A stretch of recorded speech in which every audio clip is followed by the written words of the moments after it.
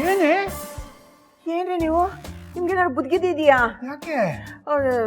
ನಾನೇನೋ ಡೀಟೇಲ್ ಆಗಿ ಬೂತ್ ಕನ್ನಡಿ ಇಟ್ಕೊಂಡು ಹುಡುಕ್ತಿದ್ರೆ ನೀವು ಒಳ್ಳೆ ಭೂತ ತರ ಬಂದ್ಬಿಟ್ರಿ. ನನಗೆ ಭಯನೇ ಆಗೋಯ್ತಪ್ಪ.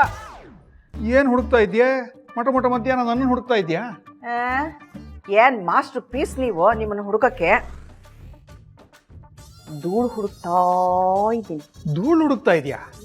ಈ ತರನಾ? ಮತ್ತೆ ನಮ್ಮ ಮನೆಗೆ ಬರ್ತಿರೋದು ಯಾರು? ಏಜೆ ನಮ್ಮ ಅಳಿಯಂದ್ರು. ಅವ್ರು ಬರ್ತಿದ್ದಾರೆ ಅಂತ ಇಡೀ ಮನೆ ಎಲ್ಲ ಫಿನಾಯ್ಲ್ ಹಾಕಿ ಕ್ಲೀನ್ ಮಾಡಿಬಿಟ್ಟಿದ್ದೀನಿ. ಒಂದು ಚೂರು ಧೂಳು ಎಲ್ಲೂ ಕಾಣಬಾರ್ದು. ಅಕಸ್ಮಾತ್ ಅವ್ರು ಬಂದಾಗ ಕೂತ್ಕೊಂಡಾಗ ಎದ್ದಾಗ ಚೂರು ಧೂಳು ಕಾಣಿಸ್ಬಿಟ್ರೆ ಮೊದಲೇ ಶಿಸ್ತಿನ ಮನುಷ್ಯ ಔಟ್ ಅಂದ್ಬಿಟ್ರೆ. ಕೌಸಲ್ಯ, ಇದೊಂದು ಸ್ವಲ್ಪ ಓವರ್ ಅನ್ಸಲ್ಲೇನೆ? ಮೊದಲನೇ ಸಲ ಹೆಂಡತಿನ ಕರ್ಕೊಂಡು ನಮ್ಮ ಮನೆಗೆ ಬರ್ತಿದ್ದಾರೆ. ಅವ್ರು ಬಂದಾಗ ಕ್ಲೀನ್ ಇಲ್ಲ ಅಂದರೆ ಹೇಗೆ? ಅವ್ರ ಮಟ್ಟಕ್ಕಿಲ್ಲ ಅಂದರು ನಮ್ಮ ಮಟ್ಟಕ್ಕಾದ್ರೂ ಕ್ಲೀನ್ ಆಗಿರಬಾರ್ದಾ? ಹೌದು, ಈ ಚೇರ್ಸ್ ಎಲ್ಲ ಒರೆಸಿ ಅಂತ ಹೇಳಿದ್ನಲ್ಲ, ಒರೆಸಿದ್ದೀರಾ? ಒರೆಸಿದ್ದೀನಿ ಬಿಡು. ಬಿಡೋದಾ? ಏನಾದರೂ ಚೂರು ಧೂಳು ಏನಾದ್ರು ಕಾಣಿಸಿದ್ರೆ ನಾನು ನಿಮ್ಮನ್ನು ಬಿಡಲ್ಲ. ರೀ, ಈ ಲಿಸ್ಟಲ್ಲಿರೋದನ್ನೆಲ್ಲ ತಂದ್ಬಿಡಿ. ಏನೇನು ಬರ್ದಿದ್ಯೆ? ಓದಿ. ಎಣ್ಣೆ, ಕಾಳು, ಇದೇನೇ ಇದು? ಗೋಡಂಬಿ ಅರ್ಧ ಕೆಜಿ ಬರ್ದಿದ್ಯಾ? ಕಮ್ಮಿ ಆಯ್ತಾ? ಕಮ್ಮಿ ಆಗೋದಾ? ಏನ್ ಗೋಡಂಬಿ ಪಲ್ಯ ಮಾಡ್ತೀಯನೇ? ರೇ ನಮ್ಮ ಮನೆಗೆ ಯಾರು ಬರ್ತಾ ಇರೋದು? ಸ್ಟ್ಯಾಂಡರ್ಡ್ ಅಳಿಯ, ಏಜೆ, ಅಡುಗೆ ಭಟ್ಟ. ಅವ್ರು ಮಾಡೋ ಪ್ರತಿ ಅಡುಗೆದಲ್ಲೂ ಹಿಡಿ ಗೋಡಂಬಿ ದ್ರಾಕ್ಷಿನೇ ಹಾಕ್ತಾರೆ.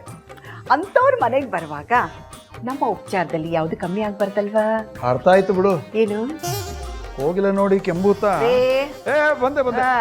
ನೀವೇ ಭೂತ ತರ ಹೆದರ್ಸಿದ್ರಿ, ಈಗ ಭೂತ ಅಂತ. ಓ ಬನ್ನಿ. ಕೌಸಲ್ಯ, ಮೊನ್ನೆ ಮೊಸರಿಸ್ಕೊಂಡು ಹೋಗಿದ್ನಲ್ಲ, ಕೊಡೋಣ ಅಂತ ಬಂದೆ. ಅಲ್ಲೇ ಇಷ್ಟು ಒಳ್ಳೆ ಬುದ್ಧಿ ಯಾವಾಗ ಬಂತು ರೀ? ತಗೊಂಡಿದ್ದನ್ನ ವಾಪಸ್ ಕೊಡುವಂಥದ್ದು. ಯಾಕ್ರಿ ಹಾಗೆ ಹೇಳ್ತೀರಾ? ನಾನು ಯಾವತ್ತು ಕೊಟ್ಟೇ ಇಲ್ವಾ? ಅದು ಹಾಗಲ್ಲ. ಸರಿ ಬಿಡಿ. ಈಗ ನಿಮ್ಮ ಜೊತೆ ಕೂತ್ಕೊಂಡು ಹರಟೆ ಹೊಡಿಯೋಷ್ಟು ಪುರ್ಸೊತ್ತು ನನಗಿಲ್ಲ. ಐ ಆಮ್ ಚೂರ್ ಬಿಸಿನೋ. ರೀ, ಇವತ್ತು ಬೆಳಗ್ಗೆಯಿಂದ ಮನೆ ಕ್ಲೀನ್ ಮಾಡ್ತಾ ಇದ್ದೀರಲ್ಲ, ಏನಾದ್ರು ಫಂಕ್ಷನ್? ಫಂಕ್ಷನ್ ಇಲ್ಲ, ಏನಿಲ್ಲ.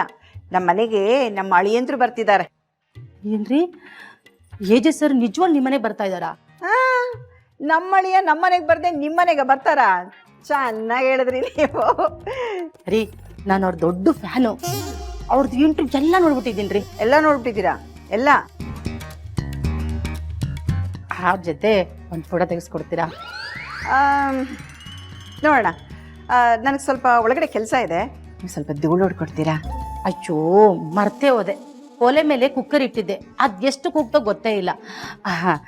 ನಿಮ್ಮ ಮಳೆಯವ್ರು ಬಂದ್ಮೇಲೆ ಬರ್ತೀನಿ ರೀ. ಹುಷಾರ್ರಿ, ನಮ್ಮಳಿನ ಜಪ ಮಾಡ್ಕೊಂಡು ನೀವೆಲ್ಲಾರು ಬಿದ್ಗಿದ್ ಬಿಟ್ಟಿರಾ?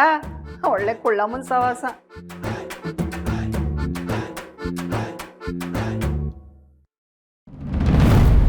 ಏನಕ್ಕ ಇದು ಈಗ ಉಲ್ಟಾ ಹೊಡಿತು? ಇಷ್ಟು ದಿನ ಏಜೆ ಏನೇ ಡಿಸಿಷನ್ಸ್ ತಗೋಬೇಕಂದ್ರು ನಮ್ಮ ಅಭಿಪ್ರಾಯ ಕೇಳ್ತಿದ್ರು. ಆದ್ರೆ ಇವತ್ತು ನಮ್ಮ ಮಾತು ಕಿವಿ ಕೂಡ ಕೊಡ್ಲಿಲ್ಲ. ಈ ಮನೆಯಲ್ಲಿ ನಮಗ್ ಬೆಲೆನೇ ಇಲ್ಲ. ನಮ್ ಬೆಲೆ ಬಿಡಿಸೋದು. ದುರ್ಗಕ್ಕನ್ ಬೆಲೆ ಏನಾಯ್ತು ಅನ್ಕೊಂಡಿದ್ಯಾ? ಒಂದೊಂದಾಗಿ ಅಧಿಕಾರ ಅವಳ ಕೈಗೆ ಸೇರ್ಸಿದೆ. ದುರ್ಗ ಹಾಕೋದನ್ನ ನೋಡ್ಕೊಂಡು ಸುಮ್ಮನೆ ಇದ್ದಾರೆ. ಇವತ್ತು ಅವಳು ಸೈನ್ ಮಾಡ್ಲಿಲ್ಲ ಅಂದ್ರೆ ಏಜೆ ಬಲವಂತವಾಗಿ ಅವಳ ಕೈಲಿ ಸೈನ್ ಮಾಡಿಸ್ತಾರೆ ಅಂತ ಅನ್ಕೊಂಡಿದ್ವಿ. ಇಲ್ಲ ಅಂದ್ರೆ ಈ ಪ್ರಾಜೆಕ್ಟ್ ನ ಡ್ರಾಪ್ ಮಾಡ್ತಾರೆ ಅಂತ ಅನ್ಕೊಂಡಿದ್ವಿ. ಆದ್ರೆ ಇಷ್ಟು ಈಸಿಯಾಗಿ ಅವ್ರ ಡಿಮ್ಯಾಂಡ್ ಗಳಿಗೆ ಒಪ್ಕೋತಾರೆ ಅಂತ ನಾವ್ ಅನ್ಕೊಂಡಿರ್ಲಿಲ್ಲ. ಅವಳೇನಾದ್ರೂ ಈ ಡಾಕ್ಯುಮೆಂಟ್ಸ್ ಸೈನ್ ಮಾಡಿದ್ರೆ ಏನಾಗುತ್ತೆ ಅಂತ ನಿಮಗ್ ಗೊತ್ತಿದೆ ಅಲ್ವಾ? ಆ ಕಂಪ್ನಿಯಲ್ಲಿ ಅವಳ ಹೆಸರು ಇನ್ವಾಲ್ವ್ ಆಗುತ್ತೆ. ಈಗಲೇ ಅವಳನ್ನ ಹಿಡಿಯಕ್ ಆಗ್ತಿಲ್ಲ. ಇನ್ನಿದೆಲ್ಲ ಆಗ್ಬಿಟ್ರೆ ಅವಳನ್ನ ಹಿಡಿಯಕ್ಕೆ ಹಗ್ಗ ಸಾಕಾಗಲ್ಲ, ಸರಪ್ಲಿನೇ ತರಬೇಕಾಗತ್ತೆ. ಈ ಪ್ರಾಜೆಕ್ಟ್ಗೆ ಅವಳ ಹೆಸರು ಬದಲು ಕಿಶೋರ್ ಬಾವನ್ ಹೆಸರಾದ್ರು ಇದ್ದಿದ್ರೆ ಚೆನ್ನಾಗಿರ್ತಿತ್ತು. ಪಾಪ ನಿಮ್ಮನ್ ಒಂಟಿ ಆಗ್ಬಿಟ್ಟು ಅವ್ರೊಬ್ರೇ ಅಬ್ರಾಡ್ ನಲ್ಲಿ ಈ ಪ್ರಾಜೆಕ್ಟ್ ವಿಷಯವಾಗಿ ಎಷ್ಟು ಕಷ್ಟ ಪಡ್ತಿದ್ದಾರೆ. ಆದ್ರೆ ಹೆಸರು ಮಾತ್ರ ಲೀಲಾಗಿಲ್ಲ.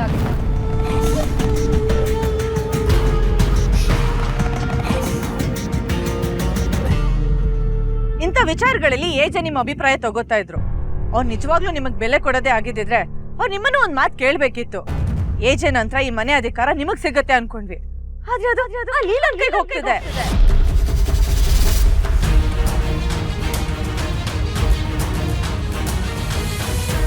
ಏನಕ್ಕ, ನಾವಿಷ್ಟೆಲ್ಲ ಮಾತಾಡ್ತಾ ಇದೀವಿ, ನೀವ್ ಏನು ಮಾತಾಡ್ದೆ ಸುಮ್ನೆ ಇದ್ದೀರಾ?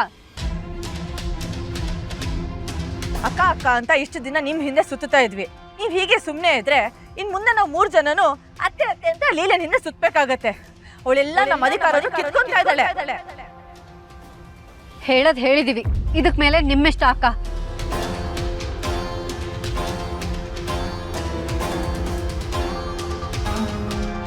ಏನಿಲ್ಲ, ನೀನು ಏನೋ ದೊಡ್ಡ ಡಿಮ್ಯಾಂಡ್ ಇಡ್ತೀಯ ಅಂತ ಅನ್ಕೊಂಡಿದ್ರೆ ಹೋಗಿ ಹೋಗಿ ಇಷ್ಟು ಚಿಕ್ಕ ಡಿಮ್ಯಾಂಡ್ ಇಟ್ಟಿದೆಯಲ್ಲ. ನನ್ನ ಪಾಲ್ಗೆ ಇದು ದೊಡ್ಡ ಡಿಮ್ಯಾಂಡೇ ಅಜ್ಜಿ. ನಿನ್ನ ಗಂಡಾರ ನಿನ್ ಜೊತೆ ನಿಂತವ್ರ ಮನೆಗೆ ಬರೋದು ನಿನ್ ಪಾಲಕ್ ದೊಡ್ಡ ಡಿಮ್ಯಾಂಡಾ? ಹ್ಞೂ ಅಜ್ಜಿ, ಎಲ್ಲ ಅಪ್ಪ ಅಮ್ಮಂದ್ರಿಗೂ ಅವ್ರ ಮಗಳು ಅಳಿಯ ಮನೆಗೆ ಬರಬೇಕು, ಉಪಚಾರ ಮಾಡಬೇಕು ಅನ್ನೋ ಆಸೆ ಇರುತ್ತೆ. ನಮ್ಗ ಭಾಗ್ಯ ಇಲ್ಲ ಅಂತ ಅಪ್ಪ ಅಮ್ಮ ಬೇಜಾರು ಮಾಡ್ಕೊಂಡಿದ್ರು. ಮಗಳಾಗಿ ಅವ್ರ ಆಸೆನ ಪೂರೈಸೋದು ನನ್ನ ಕರ್ತವ್ಯ ಅಲ್ಲ, ಅದಕ್ಕೆ ಈ ಡಿಮ್ಯಾಂಡ್ ಮಾಡಿದೆ. ನೀನು ರಾಮ್ ಇಬ್ರು ಒಂದೇ ತರ. ರಾಮ್ ಕೂಡ ಅವನ್ಗಿಷ್ಟ ಇಲ್ಲದೆ ಹೋದ್ರು ನನಗೋಸ್ಕರ ಎಲ್ಲ ಮಾಡ್ತಾನೆ. ಅದೇ ರೀತಿ ನೀನು ಕೂಡ ನಿನಗಿಷ್ಟ ಇಲ್ಲದೆ ಹೋದ್ರು ನಿಮ್ಮಪ್ಪ ಅಮ್ಮಂಗೋಸ್ಕರ ಎಲ್ಲ ಮಾಡ್ತಾ ಇದೀಯ. ಕುಟುಂಬದ ಬಗ್ಗೆ ಕಾಳಜಿ ಇರೋ ನೀವಿಬ್ರು ಇವತ್ತಲ್ಲ ನಾಳೆ ಒಂದ್ ಹಾಗೆ ಆಗ್ತೀರಾ. ಹೊರಡದಮ್ಮ. ಅಂತೂ ಇಂತೂ ಹೆಂಡತಿ ಮಾತು ಕೇಳಿ ಅತ್ತೆ ಮನೆಗೆ ಹೋಗಕ್ಕೆ ರೆಡಿ ಆಗ್ಬಿಟ್ಟೆ. ತಪ್ಪೇನಿಲ್ಲ. ಗಂಡ ಹೆಂಡತಿ ಮಾತು ಕೇಳಲೇಬೇಕು ಅಲ್ವಾ ಲೀಲಾ? ಹೌದೌದು, ನಮ್ಮ ಅಪ್ಪನ ಹಾಗೆ. ಇಲ್ಲಪ್ಪ, ನಂಗೆ ಗೊತ್ತಿಲ್ಲ. ನಿನ್ನ ನೋಡಿದ್ರೆ ಹುಲಿ ನೋಡಿದಾಗ ಹೆದರ್ತಾಳಲ್ಲೋ, ಹೀಗಾದ್ರೆ ವಂಶ ಹೇಗೆ ಬೆಳೆಸ್ತಿರೋ? ಪ್ಲೀಸ್. ಸರಿ ಇನ್ನು ನಾನು ರೇಗ್ಸಲ್ಲ. ಖುಷಿಯಾಗಿ ಹೋಗಿ ಬನ್ನಿ, ಗಡ್ಬಿಡಿ ಮಾಡ್ಕೋಬೇಡಿ. ಅಬ್ಬಾ, ನಾನೇ ಫಸ್ಟು. ಚೆನ್ನಾಗಿರಿ. ಯಾರು ಫಸ್ಟ್ ಮುಟ್ತಿರೋ ಅವ್ರಿಗೆ ಪಾಲ್ ಜಾಸ್ತಿ ಸಿಗುತ್ತಂತೆ. ರಾಮ್, ಒಂದ್ ನಿಮಿಷ ಬಾ. ಏನು ವಿಷಯ? ನೀ ಬಾ, ಹೇಳ್ತೀನಿ. ಬಾ.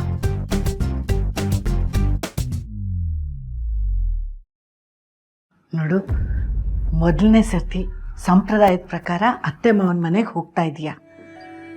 ಬರೀ ಕೈ ಬಿಸ್ಕೊಂಡು ಹೊರಟ್ಬಿಡ್ಬೇಡ.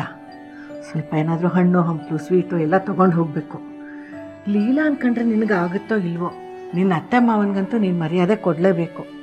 ಈಗ ಲೀಲಾ ನೋಡು, ಅವಳಿಗೆ ಇಷ್ಟನೇ ಇಲ್ಲದೆ ಹೋದರೂ ನಮ್ಮ ಮಾತಿಗೆ ಬೆಲೆ ಕೊಟ್ಟು ನಮ್ಮ ಸಂಪ್ರದಾಯನೆಲ್ಲ ಅನುಸರಿಸ್ಕೊಂಡು ಬಂದಿದ್ದಾಳೆ. ಸರಿ, ನಾನು ಹೊರಡ್ಲಾ?